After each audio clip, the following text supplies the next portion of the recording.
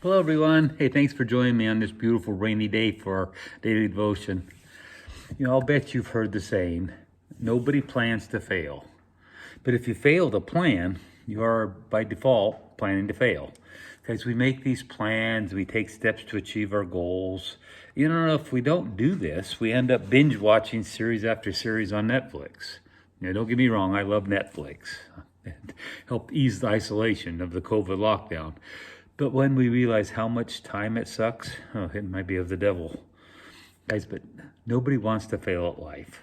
So we craft our personal mission statements. We create a life plan. We set goals, a 6-month goal, 1-year goal, 5-year goal to take us closer to meeting our life plan. We even have people that'll help us do this. Man, I would love to have a life coach. Wouldn't that be fun? Somebody would help us achieve our goals. So we make these plans. And then life happens. And we wonder, what went wrong? We had a goal for the year, and now it's almost December again. We had a 5-year plan, a life goal, and what happened? Man, it's a decade has gone by. These goals might be a health goal, a financial goal. Maybe we have a job in mind, an educational goal, or an income level, or a goal weight. Oh, help me, Jesus. But the reality is, even if it's not a formal written plan, we all have a life plan, a goal in our head. We just imagine our future, things we want to accomplish, things we want to see, things that will lead to comfort and security for our family. Bottom line is, we don't want to waste our life. And we need a plan, Stan. Little of enduring value happens without a plan. But the reality is, if you want to make God laugh, tell him your plans, right? See, there's times when God intentionally messes with our plans, and that could be a really good thing. One of the main characters in the book of Genesis is a guy named Joseph.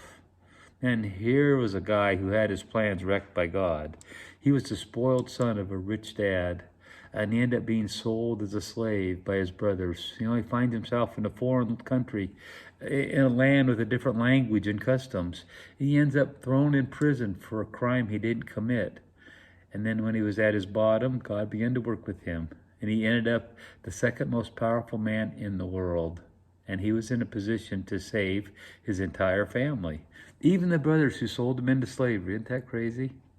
See, God messed with Joseph's plan, and it turned out to be a really, really good thing. There was an old country song, and I can't remember the words exactly, but it was like, God's greatest gifts are unanswered prayers. Praise God, he knows what we need, and he gives us what we need, not just what we want. He's a good, good father, and he knows exactly what he's doing. And he often takes longer than we would hope, and he takes us to strange territory where he's leading us. And it takes longer than we'd like, but he knows exactly what he's doing. So if you find yourself in a place you never expected to be, take heart. God hasn't deserted you. He knows what he's doing. I know the plans I have for you, declares the Lord. Plans to prosper you, not harm you. Plans to give you hope and a future. See, our holiness is his goal, not our momentary happiness. So our mission, if we choose to accept it, keep loving God, trusting him for the little things, and bloom where we're planted, making the most of every situation. The words of Paul just came back to me.